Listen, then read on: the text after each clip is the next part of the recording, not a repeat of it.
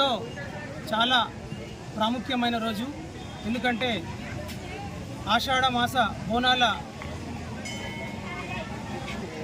ఎప్పుడైతే స్టార్ట్ అయినాయో ఆషాఢ మాస బోనాల సందర్భంగా కూడా మా సదాశివపేట పట్టణ ప్రజలకు అలాగే సంగారెడ్డి నియోజకవర్గ ప్రజలందరూ కూడా ఆషాఢ మాస బోనాల శుభాకాంక్షలు తెలియజేస్తున్నాను. ఈరోజు అత్యంత చాలా పవిత్రమైన రోజు. ఎందుకంటే మనం సికింద్రాబాద్లో ఉజ్జయిని మహంకాళి మాతయి ఈరోజు బోనాలు జరుపుకుంటాం.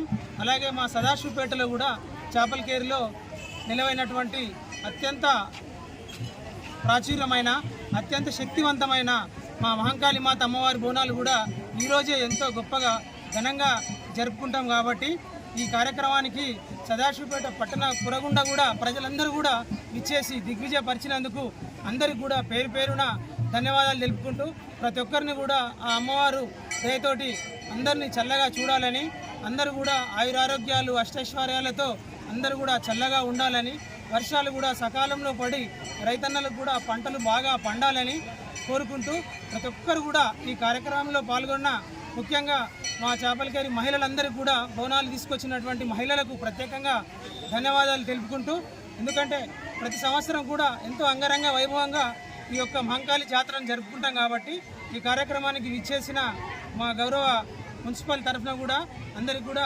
శుభాకాంక్షలు తెలియజేసుకుంటూ, అలాగే ఈ కార్యక్రమానికి మన బీఆర్ఎస్ పార్టీ జిల్లా అధ్యక్షులు టీహెచ్డీసీ చైర్పర్సన్ ముఖ్య అతిథిగా చింతా ప్రభాకర్ గారు, అలాగే మా పటంచేరు యువ నాయకులు నీలం మధు గారు, అలాగే సదాశివపేట పట్టణ మున్సిపల్ వైస్ చైర్పర్సన్ చింతా గోపాల్ గారు, మాజీ వైస్ చైర్పర్సన్ పిల్లోడి విశ్వనాథం గారు, కౌన్సిలర్లు మాణిక్రావు గారు, అలాగే ఇంకా ముఖ్యమైన వివిధ మా మున్సిపల్ మాజీ చైర్పర్సన్ మున్పల్లి సత్యనారాయణ గారు, అలాగే మా మహంకాళి మందిర భక్తులు అందరూ కూడా ఆలయ కమిటీకి కూడా ఈరోజు ఈ విధంగా సక్సెస్ చేసినందుకు వారికి కూడా ధన్యవాదాలు తెలుపుకుంటూ ప్రతి ఒక్కరు కూడా చల్లగా ఉండాలని మేము ఈ సందర్భంగా కోరుకుంటున్నాము.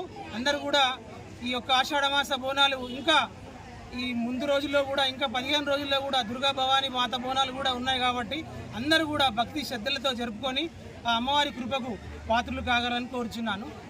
జై హింద్.